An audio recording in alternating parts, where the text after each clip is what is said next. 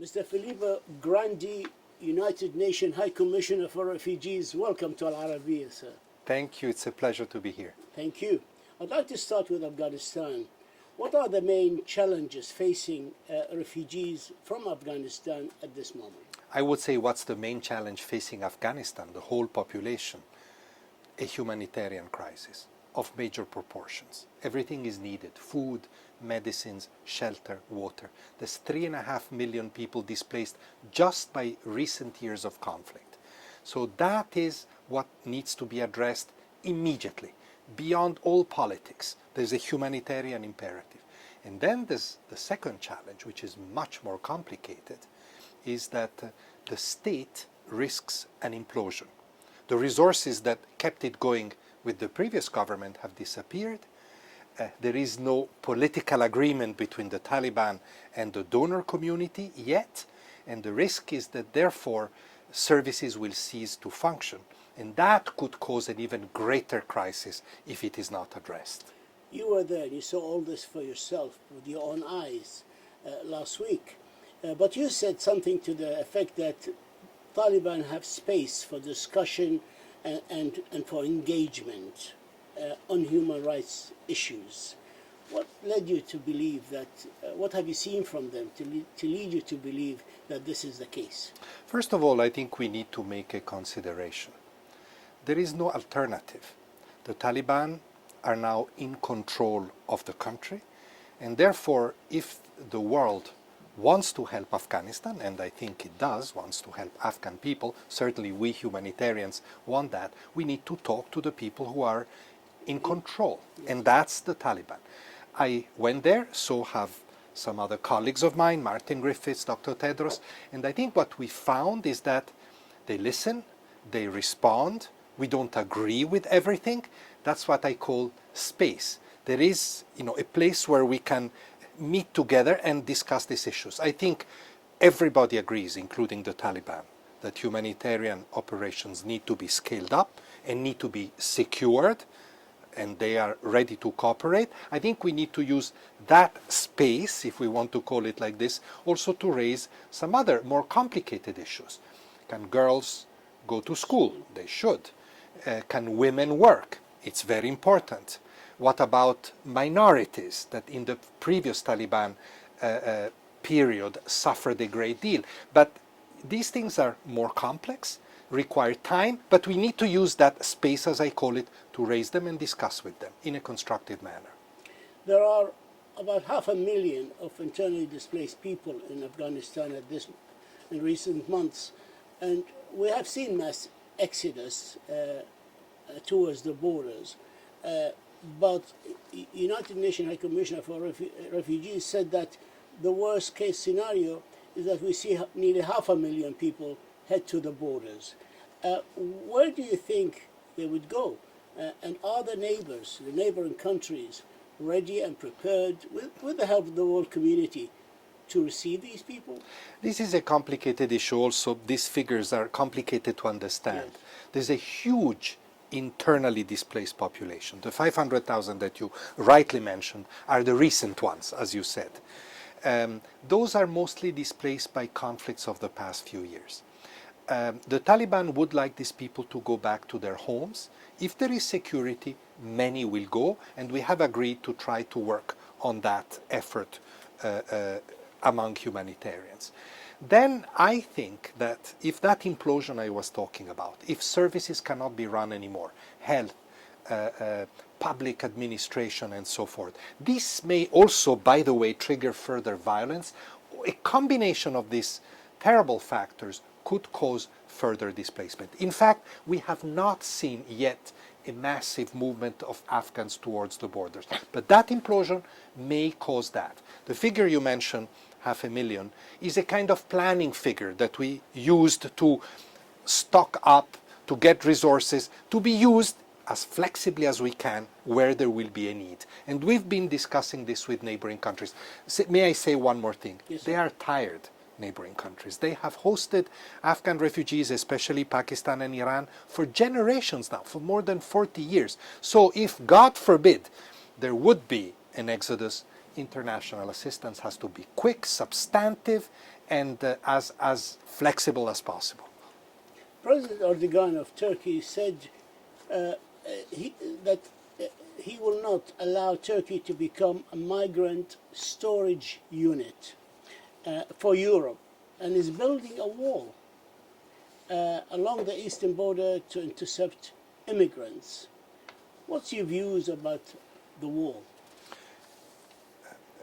Mr. Talal, you've known me for many years when I dealt with other walls, right, in the past. Yes. And you know my views about walls. I'm not a big fan. But I also do understand that countries have to protect their security. Is the wall, is it the answer? Look, my answer to this is that we need to do everything possible to prevent a massive outflow of Afghans. And we still have a window to do that, to stabilize things in Afghanistan.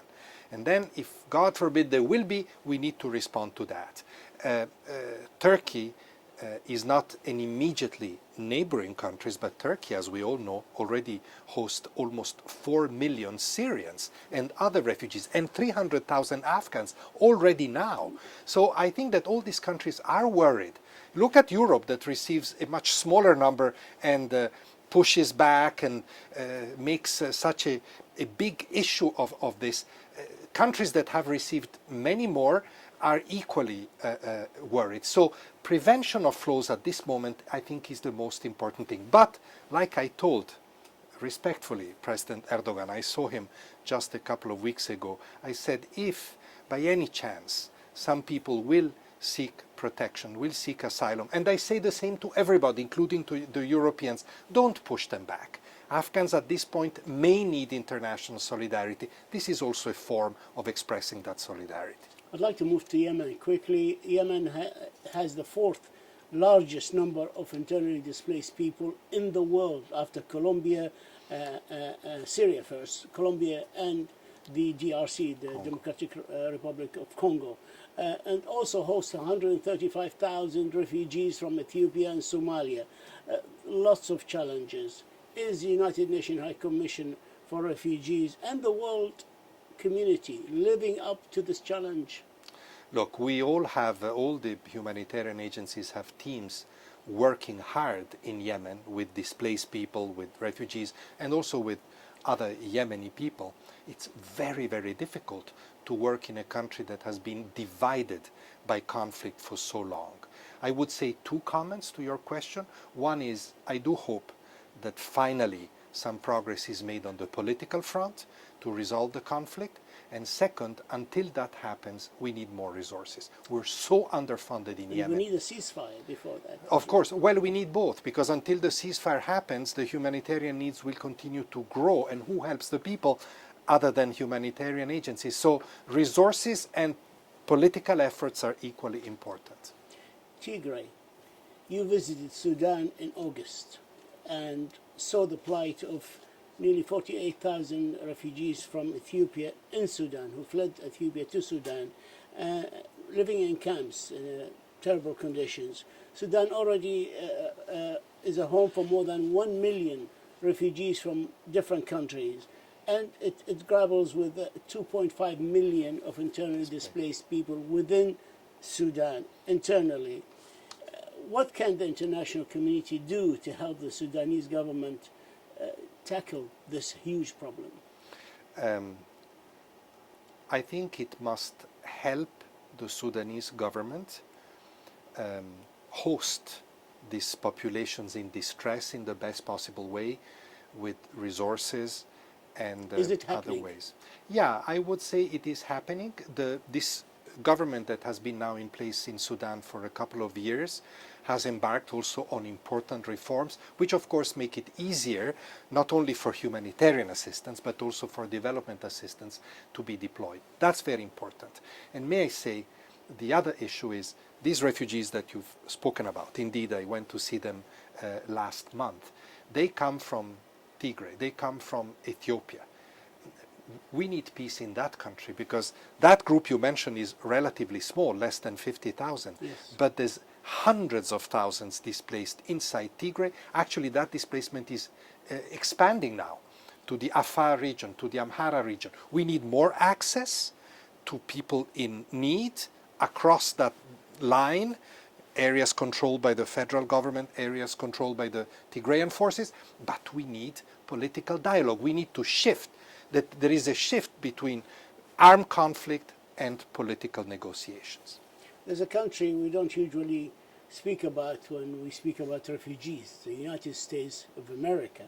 In recent days, more than 15,000 Haitians crossed into Texas from Mexico and found themselves stranded for days under a bridge along the Rio Grande River, blocked from moving towards the United States, and also now the United States starting to lift them by airplanes back to their homeland. How do you view this action by the United States to these people who are seeking refuge because they felt very insecure in their own country, Haiti? Yeah, actually these are people that have been on the move for quite some time, not just in recent months. Yes. They've gone through many other countries and they have now arrived there.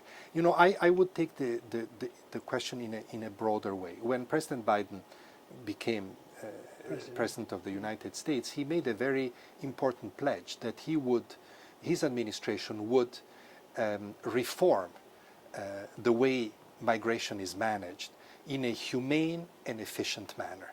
And progress has been little so far. I understand the challenges are huge because a lot of more people than usual have pressed at the southern border, but I do hope that that pledge will continue to be honored by the administration, and we, UNHCR and other organizations, are working alongside the Department of Homeland Security and other institutions to work towards that direction. Without a humane and efficient reception policy, we will continue to see the very disturbing images that we've seen in the last few days. Mr. Filippo Grandi, it's always a pleasure to sit with you, United Nations High Commissioner for Refugees. We thank you for this interview and we thank you for your insight, and do come again every year you are here. Thank you, sir. Thank you, Mr. Thank Tama. you. Thank you, sir.